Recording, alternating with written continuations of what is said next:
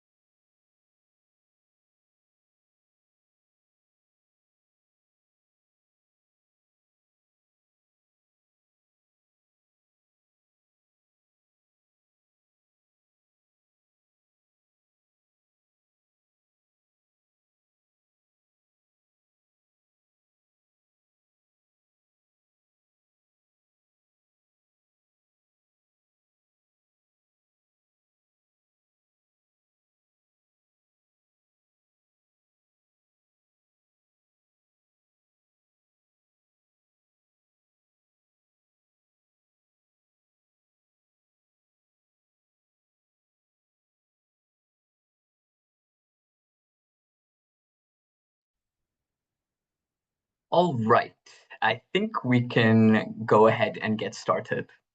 Welcome everyone, and thank you again for joining the fourth webinar in our Tax Talk series.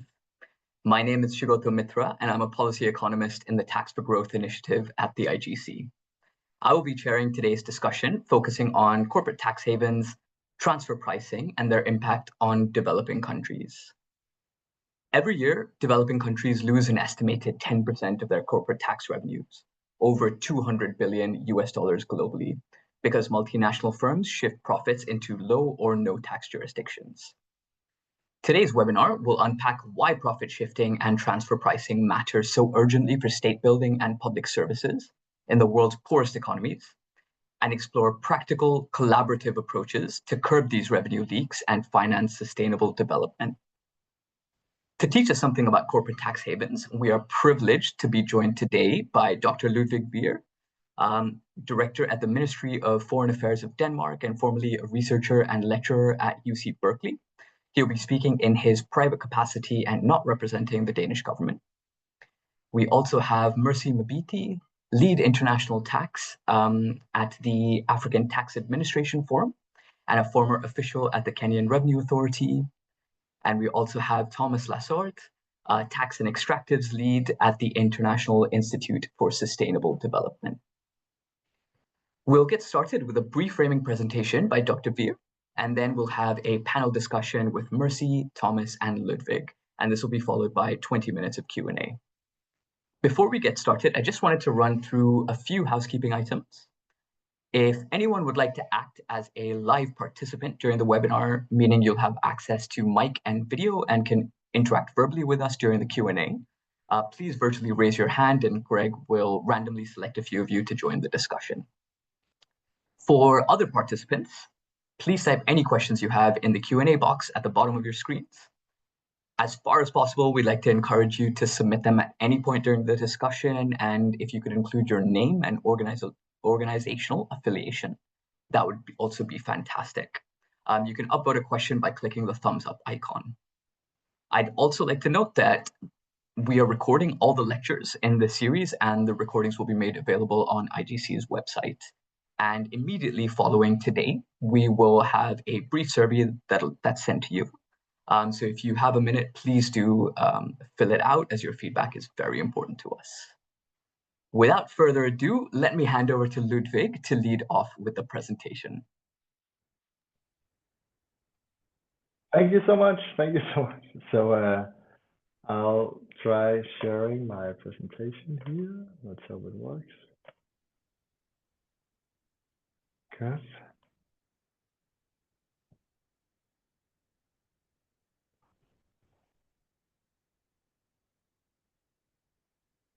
So are you seeing my slides? Yes, we can see your slides. Fantastic. Okay, so let me get right to it. What are we discussing? Multinational firms that operate in multiple countries, at least two, and that means that they operate in different tax jurisdictions. And because countries have different tax rates, well, then you'll be able to reduce your tax payments as a multinational firm by making sure you report your income where it's taxed the least. So here is an illustration of how Google managed to report a very sizable chunk of their profits in Bermuda. And my definition of profit shifting is that we define profit shifting as moving taxable profits across borders without moving any corresponding activity in an effort to save taxes. So what does that look like? Say you are the owner of a multinational company. You have two subsidiaries, one in a tax haven, tax with a corporate tax of 0%, one in a high tax country with a corporate tax of 20%. If you, as the owner, manage to artificially move 1 billion in profits from the high tax country to the low tax country and save taxes through this effort without changing anything in the real world, without doing anything else than an accounting exercise, well, then that is profit shifting. Sorry, But profit shifting. I'm really sorry to jump in. I think we're still on your first slide of the PowerPoint. Oh no. Okay, so let's see how we can fix that. So what are you seeing now? Yes, we can see the slides move now. Okay, so I think the problem is when I went to presentation mode. So when I go there, you're not seeing it. What are you seeing now? I think we can just see the PowerPoint window. Ah, okay. And maybe. Okay, so maybe we should just have it in this setup here. Is it possible to see, even though? Yeah. Yeah, that looks fine. Thank you. All right, let's do it like this. Great. Okay. So what I was just saying is that if you are in a situation where you actually move your factory from the high tax country to the tax haven with all the employees and everything that goes with it, because you found the tax environment in the high tax country to be unsustainable for your business, well, that's not profit shifting, that's activity shifting, right? So there is this distinction, which for researchers gives a lot of work, right? Because you have to, profit shifting is the artificial movement of profits. It's not moving actual activity, and that's what we have to distinguish between the two. So how do you profit shift in practice? Well, you, for example, sell goods and services from the subsidiary in the tax haven or low tax country to your own subsidiary in a high tax country at a high price, right? So for example, you claim royalties or management service payments or the very high interest rates from loans that you're giving from your own subsidiary in the low tax country to the high tax country. That's how you get an incoming cash flow. At the same time, you want to sell internally at a low price from your subsidiary in the high tax country to the low tax country. So for example, if you develop a patent or an IP in the high tax country, you make sure that that's priced at a very low price before you then sell it internally to your own subsidiary in the low tax country, from which you can then claim royalty payments, etc., from yourself again, right? So it's these internal transactions.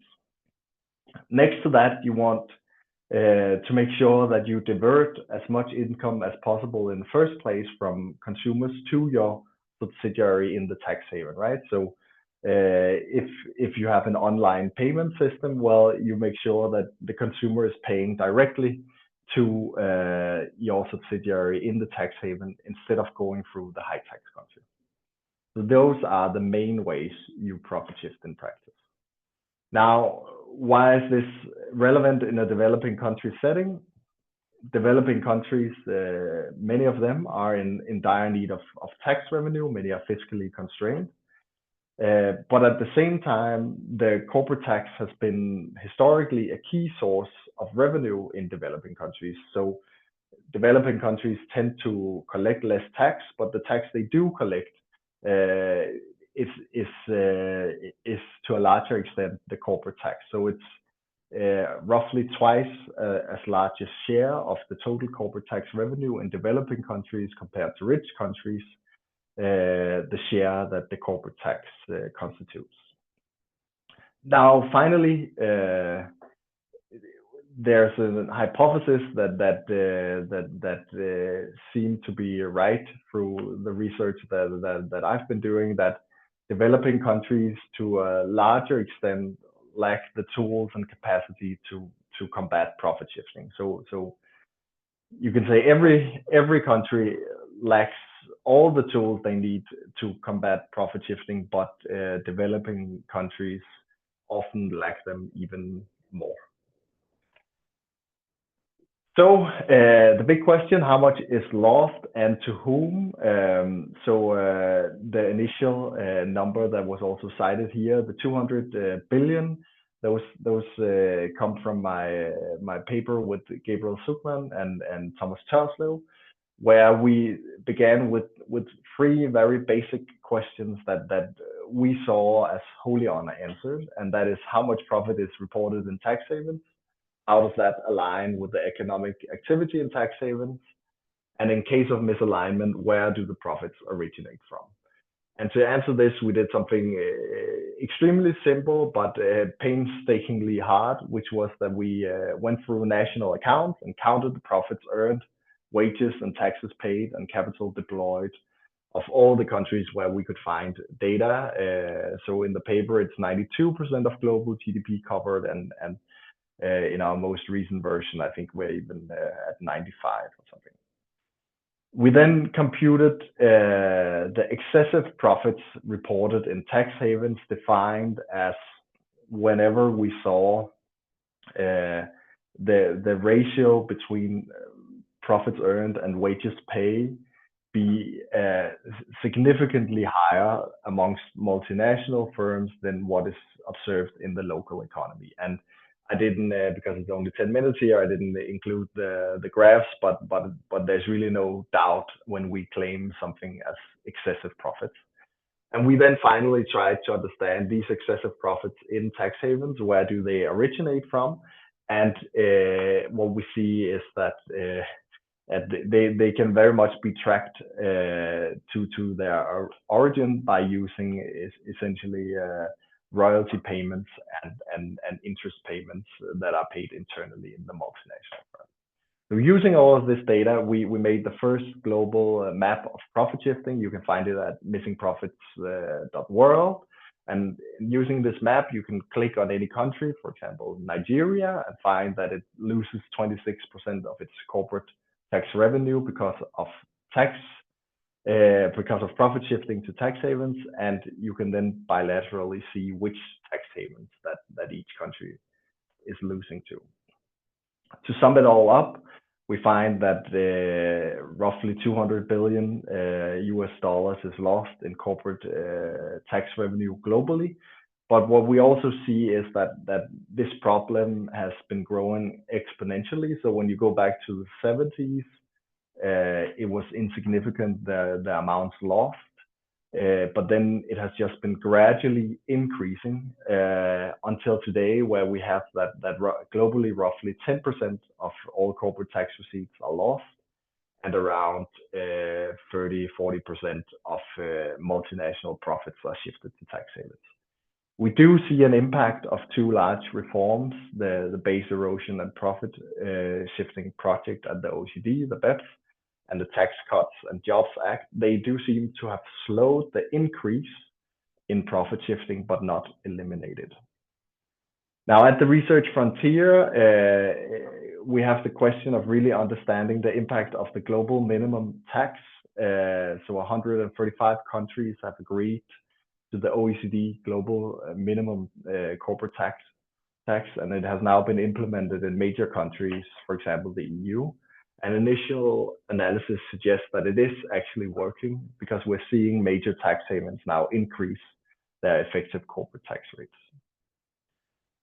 Also at the research frontier, we're trying to understand the impact of unilateral enforcement. So unilaterally trying to achieve less profit shifting through changing tax laws or ramping up enforcement. And what we're finding is that so far it has not been super successful.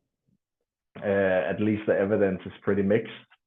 And I think the easiest way to grasp this is that any new ingenious tax rule that you come up with is only as good as the resources you devote to enforcing it. So there are unilaterally there are no shortcuts. You have to create something that you can actually enforce. And speaking about enforcement, for the IGC,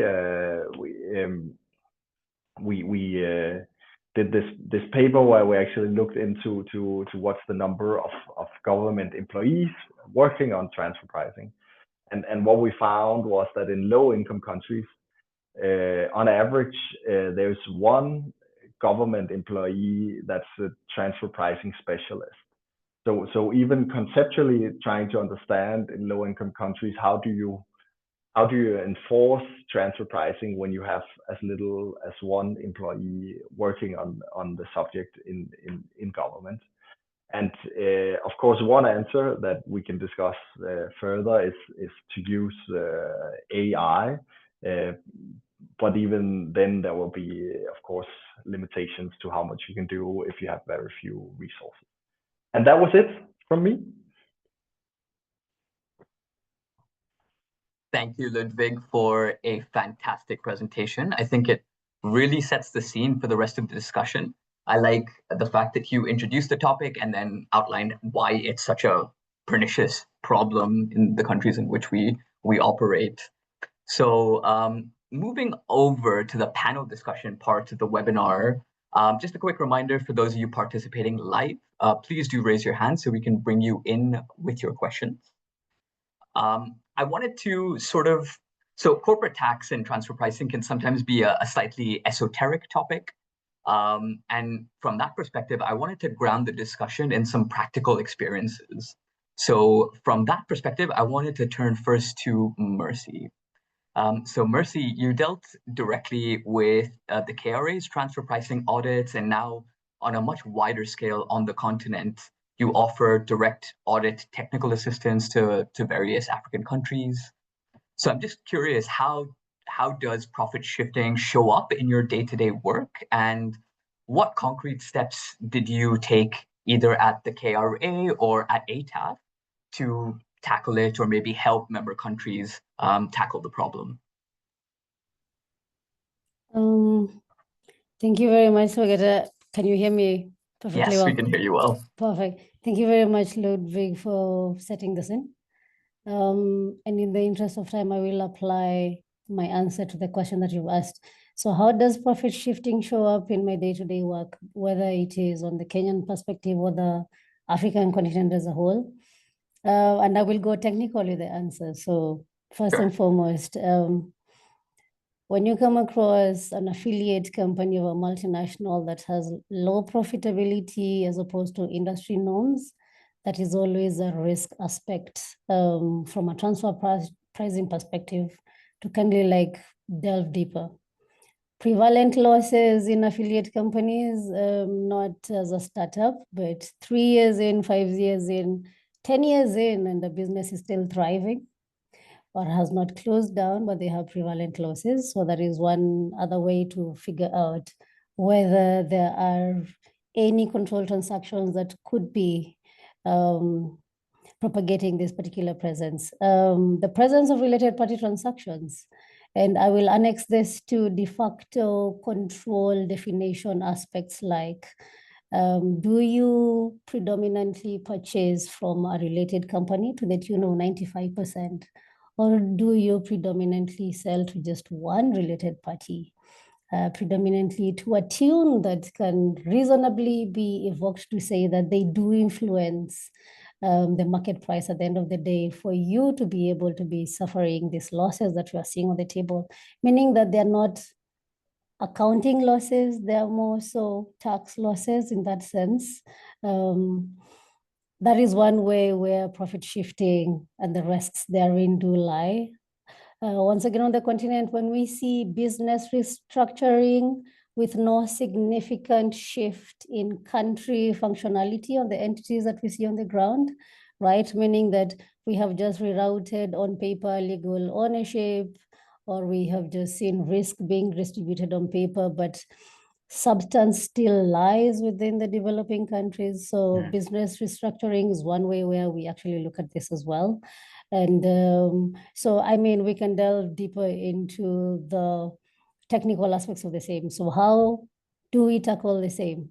All mitigating factors on a transfer pricing spectrum has to be a 360-degree approach. One of the first things is, how is your legislative framework, right? Does your country mandate you within your own domestic law to police this type of transactions? How are your transfer pricing laws? How are your treaties looking like? Can your own auditors in country wholesomely police these activities? Over and above that, do you have a transfer pricing unit that is well capacitated to know what they ought to be doing when it comes to cross-border activity, right? And certainly with very well written laws, with a well capacitated audit team, information asymmetry is a monstrosity when it comes to tax administration in the business world. So what have you done as a country to circumvent this monstrosity? Do you have exchange of information frameworks, right? Or do you know how to use any other accounting principles within your laws? Do you have the laws to evoke this information to come to you? And if it does not come, certainly how are your transfer pricing documentation laws looking like? Such that even before we talk about enforcement at the end of it all, because if you ask me, enforcement is at the tail end of compliance. Do you have the laws to enforce this? And certainly after enforcement, how effective are your dispute resolution mechanisms? So it is a 360-degree approach to tackling the issues that we see on the globe. Thank you. Thank you, Mercy. I think that's a really comprehensive answer about that really wraps up your experience, both at ATAF and KRA, and kind of really, I think, brings home like the specific things that you would be looking for as someone who's auditing, for example, a transfer pricing case. I think I want to turn briefly to Ludvig and a slightly more general question. I'm just curious if you could maybe articulate a bit about why studying profit shifting is so hard. You did kind of briefly mention it in your presentation, and you do mention it in the paper, but I wonder if you could just tease that out a little bit for the discussion.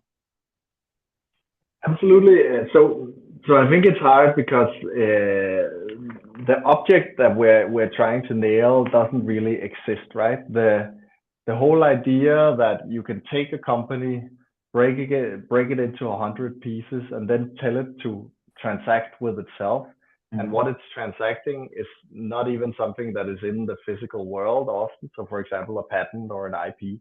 So this whole idea that you can take your logo, you make it into an intellectual property, and then you sell it from your own subsidiary in Denmark to Ireland, and then we need to put a price on this, and that price will be determined. Like the whole intellectual exercise here, in my view, is often meaningless, and that's why I think many efforts to really nail down arm's length pricing and and trying to get these transactions right is doomed. But these recent efforts where you try to look at the multinational at the consolidated view, so as a group, and you then say whatever your shenanigans and internal transactions are, we look at the effective corporate tax rate that you're paying in each country. If that's below 15%, we cash in the difference. So trying to look through all of these transactions, in my view, is the only like long-term sustainable way of changing this behavior. And I think one example that I always think of is this Skype example, and that's also a Dane that was one of the inventors. So they did the core algorithm for Skype, and they then created an entity in Luxembourg to which they sold their algorithm priced at cost. And the cost was very little. They had worked for free almost, so it was something like 30,000 euros. And then the year after Skype was sold for $1 billion to Microsoft, right? And then the algorithm was incorporated in Luxembourg. And these, so it's just to say I lose my breath when I hear Mbithi talking about what they're trying to do to keep up with policing the multinationals, and I think it's very with the current rules that I think it's very difficult, and that's where some of the more recent global reforms I think takes things in a more positive direction. Thank you, Ludvig. That's really interesting, and I like the link between what you said, Mbithi, as well, with the information asymmetry, right? Ultimately, it comes down to the tax authorities not necessarily knowing how to price a transaction, but the company, the multinational enterprise itself, having much better information on how they would price that transaction. And that's where that information asymmetry comes in. Now, I wanted to move on to Thomas. Thomas, at IISD, you've supported multiple developing country initiatives around transfer pricing. And I wondered if you could share maybe one real-world example where a country's transfer pricing framework or lack of clarity in its law led to profits being shifted undetected. This also links to a few points that Mbithi made around, is your transfer pricing framework, is it effective? Is it, has it been well thought out? So I'm curious if you could just elaborate a little bit on that, Thomas, with some real-world experience. Thanks a lot. Yes, happy to. I can talk maybe about the example of Mongolia. I think it's quite a good example of what Mbithi was describing as like a country that's, how much a country can do in terms of stepping up enforcement and unilateral actions, while still facing some of the challenges that Ludvig was just describing. So Mongolia is a good example of some of those emerging economies that after the BEPS, the Base Erosion and Profit Shifting project led by the OECD, really try to modernize their legal framework, regulatory framework, and step up enforcement. So they, Mongolia developed a transfer pricing legislation in 2018, 2019, and then they created a transfer pricing unit in 2019. So before that, they didn't have any transfer pricing unit to specialize in this work. So it's quite recent, but it's not an anomaly. Like a lot of countries are in that situation. And then they ask for support from our organization. So we've developed a partnership with the OECD and with tax inspectors without borders. And they also had support from the Global Forum on transparency of tax information. So together, and then with us was the IGF. So they started this support because they wanted to look at transfer pricing in the mining sector in particular. Mongolia is a resource-intensive economy. They really depend on extractive and they realized that they weren't getting the tax revenue that they were hoping for. They have large operations in coal mining, copper mining, and they didn't know what the issues were at the time, but they could tell that they weren't getting a lot of revenue from massive operations. Mm-hmm. So they developed this transfer pricing framework. They set up this team, and then they got support from our organization. it was a mix of capacity building on basic transfer pricing knowledge and application, and then dedicated training around transfer pricing in mining. So that part was important. And while building capacity and also with additional support from tax inspectors at the borders, we supported the tax audit team, the transfer pricing team, to do actual transfer pricing audits. Some of these transfer pricing audits were the first time the Mongolian tax administration was doing transfer pricing. So it took a few years, and out of all of these efforts, and the Mongolian government was really keen on stepping in these efforts. There was a big breakthrough in 2022. A large audit led to a tax assessment of $200 million and a rejection of deductions for $800 million. So that was quite impressive. You can see that with the right level of effort, you can go quite far into actually it is improving the situation, even if it's not as exactly what Mongolia should get, and maybe there will be other ways of doing it. At least it shows that some success is possible. And let's be nuanced about it. That was a tax assessment. Then you have to count many years of litigation and arbitration with the mining company if they reject your assessment. So that's to Ludwig's point, it's still very complicated and resource intensive, but that shows what unilateral actions and a strong enforcement can do in transfer pricing. Thank you, Thomas. I think that takes us really nicely on to the next section, which is exactly about unilateral actions. And it's very interesting that you mentioned Mongolia here as well. I'm just curious, I know that Ludwig, you, in your presentation, you had a slide on unilateral actions and how the research and evidence hasn't been massively supportive of their effectiveness. But I'm curious if you could speak a little bit about your work with, you've worked with multiple revenue authorities on simple data matching tools that flag suspect transactions. And I wonder if you could speak a little bit about this work and maybe what stops more countries from turning some of these interesting pilots into routine practice. Yeah, actually, one of the countries is Mongolia. So I was just there half a year ago or something. So I'm very excited to hear that this work was also successful, and I think they are brilliant at the Mongolian Revenue Authority in the sense that they are really at the forefront of using AI, for example. So I was very impressed by that. And there is lots you can do. And the first thing is, as you say, to just take all the data that is already there, bill of ladings from customs and many countries, also many developing countries, have access to banking information on transactions, etc. And the problem is really not getting the data. It's what you do when you have it. And there you can, on your laptop, and that's what I do on these IMF missions. I use a software called K9, which is very easy to use, and there you can do advanced analysis, for example. So beginning with not advanced analysis, just comparing internal and external prices used in transactions, but then you can also use random forest or other algorithms that help you try to identify the assessment,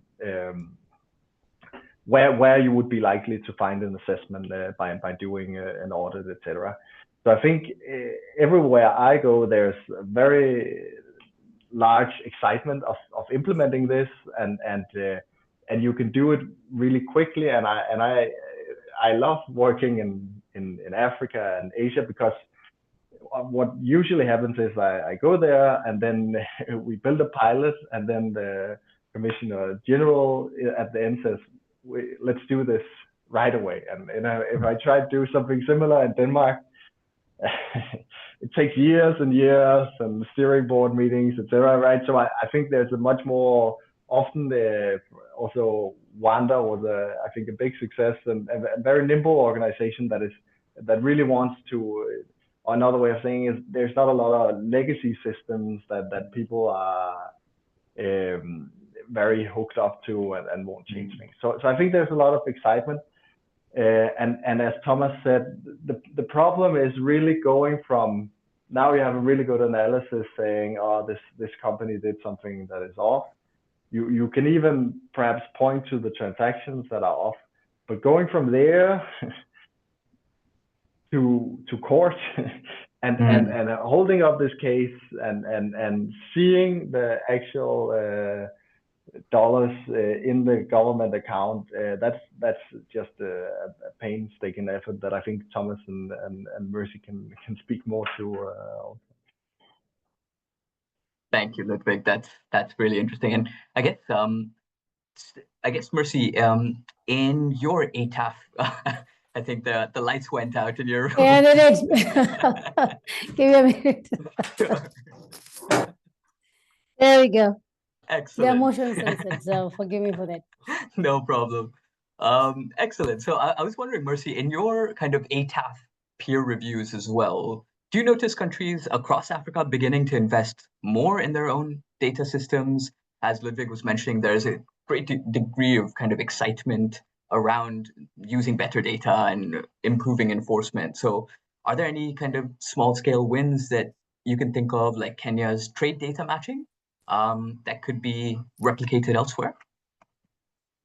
Certainly, thank you very much, Saugata. And let me start by agreeing with Ludwig in the sense that the biggest, quickest wins do lie in developing countries, and certainly Africa as a continent is one of them. This is where you come to implement already existing solutions, and you will get very, very, very monumental results in that sense.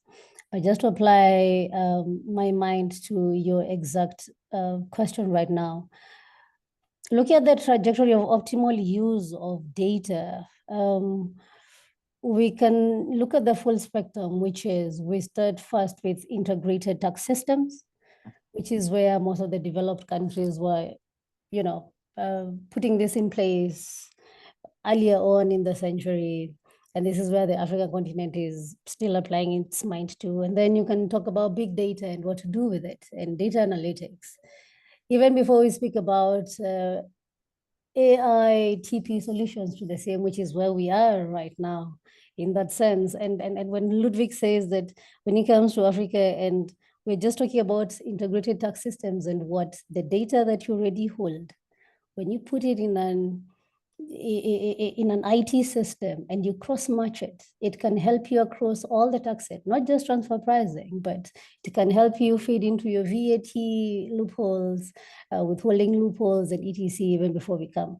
So on the continent, do we see big wins? Of course, simply because we are now leveraging on the existing knowledge to sort of like integrate the system such that if I'm talking about a mismatch in pricing, when a related party sold its diamonds to a related party somewhere in the UK, in Canada, then I just need to speak to my customs system and figure out what was the valuation from that point. And can we have a conversation as to what was the arm's length price at that point? So we do have quick wins when it comes to trade data matching. And it is across the continent. Certainly you speak about Kenya. Kenya is leaps and bounds, but it is not the pioneer in this space. I mean, we have South Africa that was here, we have before us, we have Nigeria, we have certainly the North. When you speak about Morocco in the same space, when you speak about Egypt. So we do have countries on the continent that have leveraged on information technology and trade data matching to make sure that they have the optimal information. And once again, as the previous speakers have said, once you have the information, then what do you do with it, right? Sometimes it is as simple as having an internal comparable enough for you to tell a multinational group that, wait a minute, I think even before we go to complicated transfer pricing analysis, we do have a price that we can match your transaction against. And then we dispense over the complexities of what we call the transfer pricing world.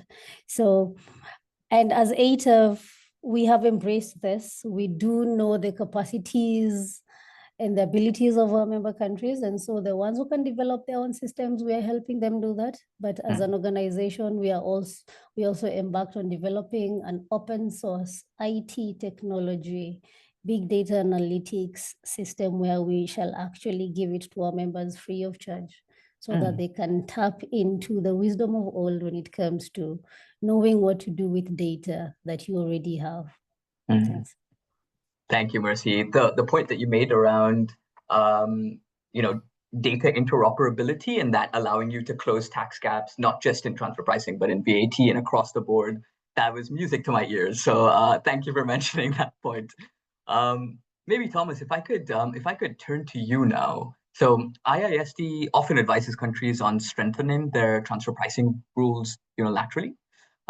You did mention the point around Mongolia. So I wonder if there were any specific kind of tweaks that you can think of, for example, simplified transfer pricing audit checklists, or clear documentation requirements that have delivered quick, measurable results?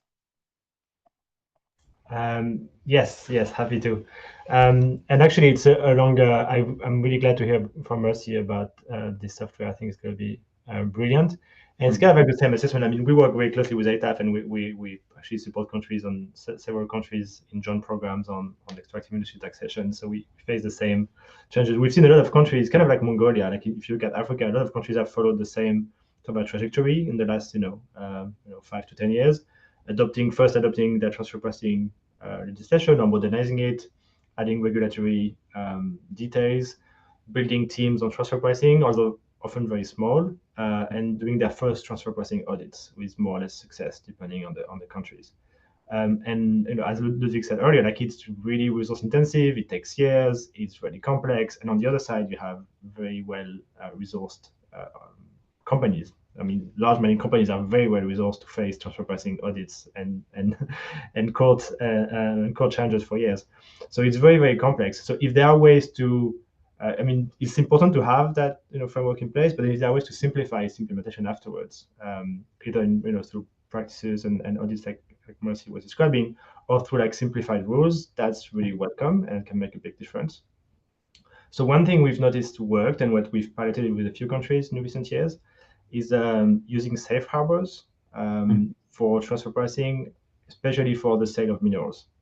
So safe harbors are like the way it works is instead of auditing each company ex post, you sort of give them the option of staying within the safe harbor, meaning if they price a certain transaction within the way that the safe harbor is designed by the tax administration, that means they won't be audited for that transaction. They are safe with safe harbor. So that can really limit the amount of resources that the administration uses if companies comply, and you want to give them an opportunity to comply because that would be also easier for them and avoid changes down the road. So for mineral prices, what that means is that it's pretty well adapted to mineral prices, even though it hasn't been done in the past, because a lot of mineral prices you can track global markets. You have index prices or reference prices depending on the substance. And so you can really get to a point that's close to the market price that would be applicable in a given country, even if it's not perfect. But if you choose it well, having analyzed the market, for example, we did it in Guinea with bauxite or Senegal with phosphate. If you study well the market and you put it into a government piece of regulation or just even a communication from the Ministry of Finance that says, okay, as long as you export price for bauxite follows this formula, which is based on price of bauxite in China, the main market for bauxite from Guinea, minus deduction for a reference price for transport cost. So with some adjustments for quality, but that's also based in the formula. It's very easy to apply. If you use that price, you're fine. You're in the safe harbor. If you want to use a lower price, then you have to come to us and justify why this particular shipment should be priced under. So that reverses the burden of the proof and puts the burden of the proof on the taxpayer instead of it being on the tax administration. So in Guinea, we're already starting to see export prices rise every year since this was put in place in 2022. So it's kind of promising. So we've seen Guinea adopt it, Senegal only for mineral royalties, but for phosphate, and then Sierra Leone for iron ore. And recently I heard also Solomon Islands is doing it for nickel. So it's just a practice that's starting, but if there are ways to simplify transfer pricing in that manner, I think it's quite promising. No, I think that's very interesting because it's effectively incentivizing companies to comply, right? And so instead of as we've talked about, enforcing transfer pricing is extremely resource intensive. So if you're able to incentivize companies to effectively, price their transactions within the safe harbor, then it's kind of a win-win on both sides. That's very interesting. Thank you, Thomas. And of course, there are limits, as Ludvig mentioned. There are limits to what individual nations can do in the context of tax competition between countries. So I know that we are quickly running out of time, and we have about 15 minutes left. This has been a very interesting conversation. So what I'll do is I will open it up for Q&A. And while we're waiting for Q&A, maybe I will pose a few additional questions as well. But we do already have a few questions open in the chat. So maybe I will pose a few of them.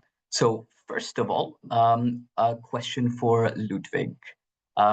It would be great to hear more about how practically new technologies such as AI might be used to tackle corporate tax shifting, and what might need to be in place to utilize these tools. I'll give you that one, Ludvig. I'll also give Mbithi another one, if that's okay. Mbithi, cross-country organizations such as ATAF are in a great position to tackle profit shifting. It would be interesting to hear about the role of cross-country data sharing and how that feeds into enforcement. So I will let Ludvig answer first, and then I'll turn to Mbithi. Absolutely. Thank you so much.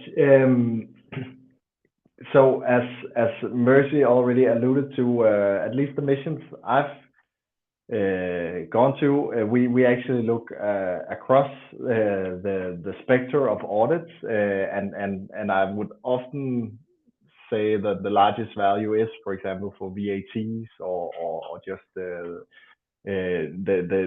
standard corporate tax. So for non-multinationals, using AI, and how do we do that? So it's usually building what is called a random forest model. So where you rely on past audit data, and you say what was the return historically on different audits, and what was all the data and characteristics that you had on that firm or transaction. And then you ask the model to make a prediction rule, a prediction model to tell you which firm should we audit, which container should we examine, etc. And that is something that you can do very easily. The IMF also now has a toolkit that is online. I think I references it in the IGC paper, but it's the IMF toolkit on using RDF, for example, and using advanced analytics. So there's a lot of material out there.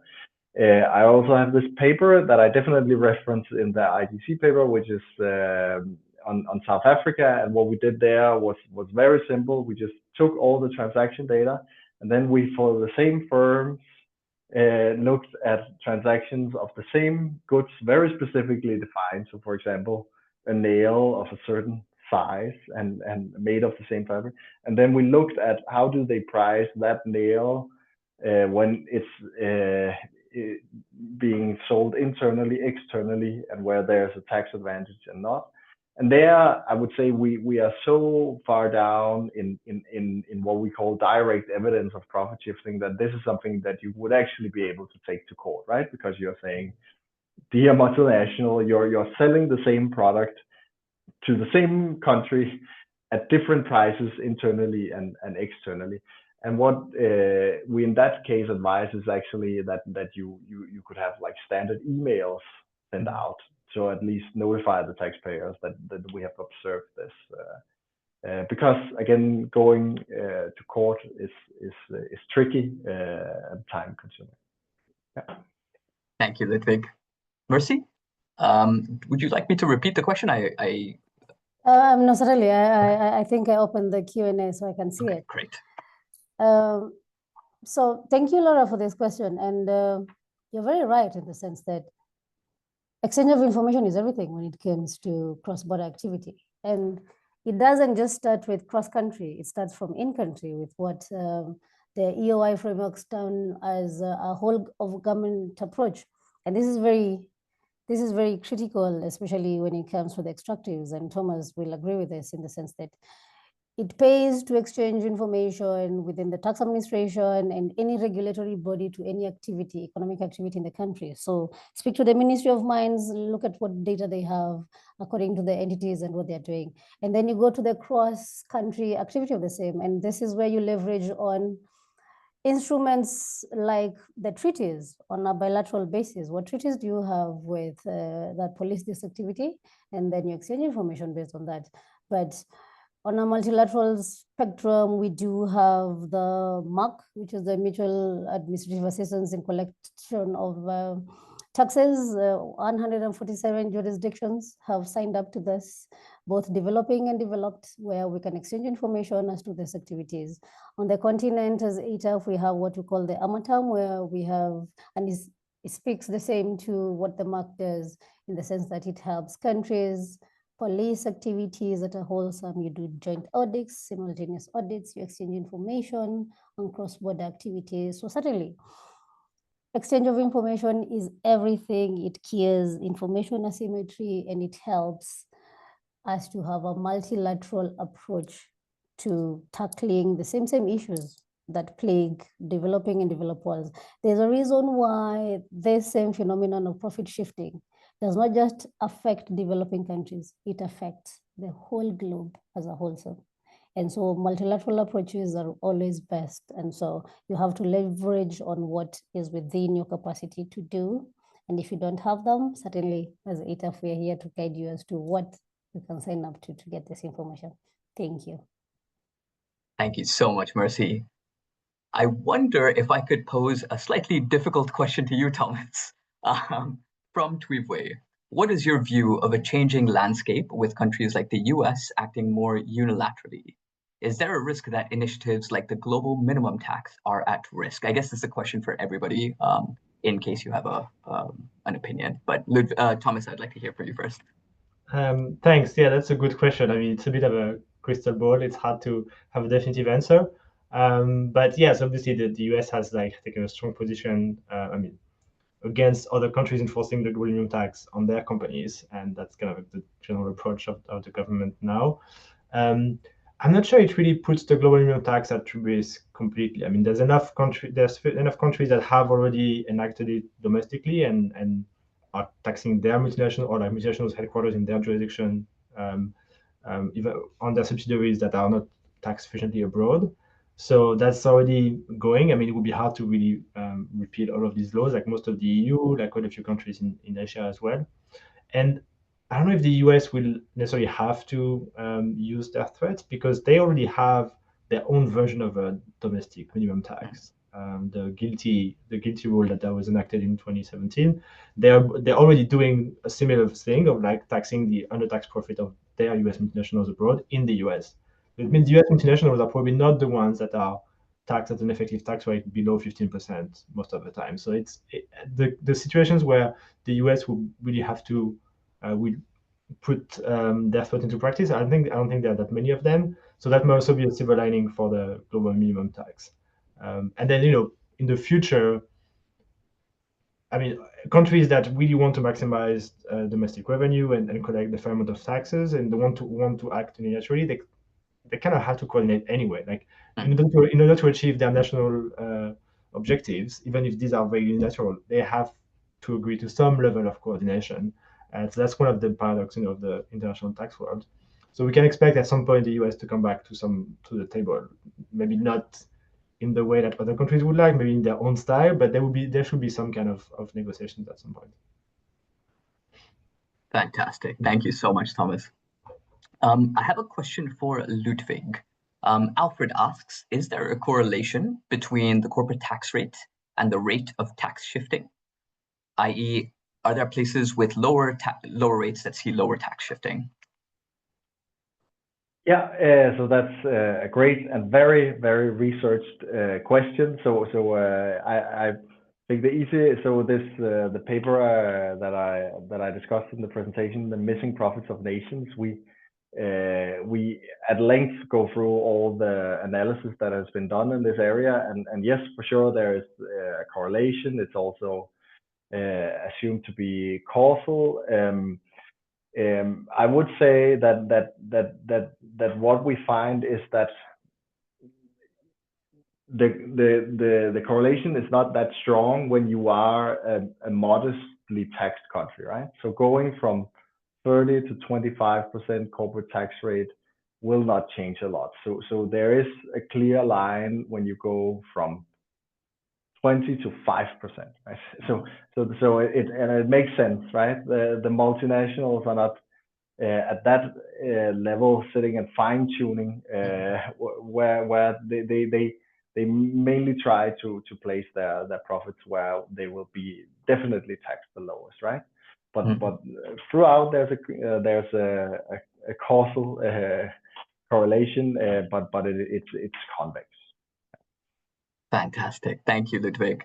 I know that we're quickly running out of time, but there was one topic that I really wanted to chat through, which was kind of knowledge exchange, right? And how countries can learn better from each other. Ludvig, you mentioned that the capacity to enforce profit shifting does vary across countries, understandably. So I'm curious to understand how that enforcement gap can be reduced. I know that we don't have long to talk about this, but I wonder, Mercy, if I could turn to you. From ATAF's experience, there's a lot of peer learning formats that ATAF engages in, such as twinning, regional workshops, and virtual communities. I'm just curious, as someone who's also been, a trainer on transfer pricing, what has driven the biggest gains in transfer pricing capacity in your view? Like, what kinds of collaborations? Thank you for this question, and I will make my submission very brief. Peer-to-peer learning is everything. Sometimes we do not have to reinvent the wheel. Sometimes, even before we look for new solutions, we just need to implement that which has already worked, because we're talking about the same phenomena. I mean, it hasn't changed space. In fact, the only advent to cross-border taxation that has changed in recent past is the digitalization of the same, and we are still applying our minds to the same. So once again, peer-to-peer learning is very important. The reason why I know Thomas on this is because as ATAF is in strong partnerships with IGF when it comes to extractives, and we're tackling that way in strong partnerships with the OECD when it comes to every other cross-border issues. And so capacitation in developing countries, we cannot go it alone. And so peer-to-peer learning is very, very important. So regional partnerships are very important. Global partnerships certainly have proven to be very, very, very life-changing on the globe. And so we learn from each other.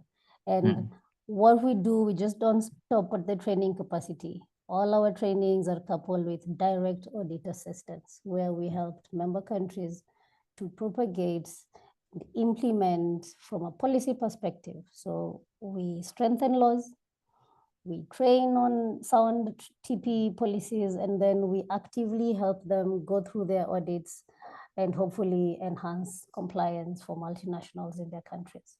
So those are the quick wins. So peer-to-peer learning, very important. Partnerships are everything when it comes to cross-border.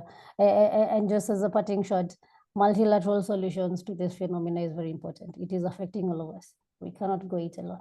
Thanks. Absolutely. Thank you so much, Mercy, for that response. I'm very disappointed that we didn't get a chance to talk about multilateral approaches to this, given that it's such a big part of the actual solutions, but I'm hoping that we'll have time to discuss this on another webinar. I wonder if Thomas, Ludvig, Mercy, if you have anything further to add, any last words before I close the webinar. Happy to let the gentleman go first.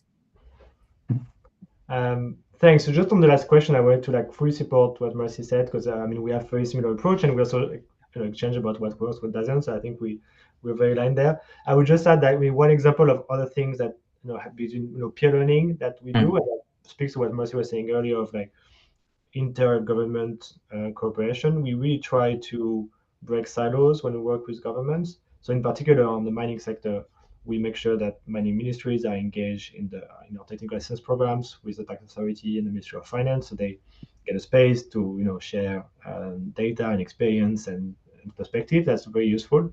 Another one that we do is we bring together the agencies in charge of investment policy, investment promotion agencies, and they often have a rule in tax that maybe they don't really always understand the ramification and the consequences. For example, they give away tax incentives often very generously because that's part of their mandate is attracting investment. And so creating a space for them to speak with tax authorities who are in charge of enforcing the tax incentives or sometimes frustrated by what this means for their ability to collect tax down the road is also a way to make sure governments speak together like internally and face those situations as a whole instead of like as different agencies. Thank you so much, Thomas. I think that was a really valuable last addition. Yeah, just the idea of breaking down intergovernmental silos and everybody working together, right? I think that's so important. And on that note, I just wanted to thank you, Ludvig, Thomas, Mercy, for an absolutely engaging discussion. Thank you so much for your time. This has been an absolute pleasure. Unfortunately, we're now a minute over, so we need to close the discussion. Thank you again to everybody. Thank you to the audience for your fantastic questions. A very quick reminder about the feedback survey. Please do take a minute to fill it out. We want to continue improving our webinars. And thank you again. I hope to see you all at our next Tax Talks webinar next month. Thank you so much. Take care. Thank you so much. Thank you. Bye-bye. Thank you, colleagues. Bye-bye.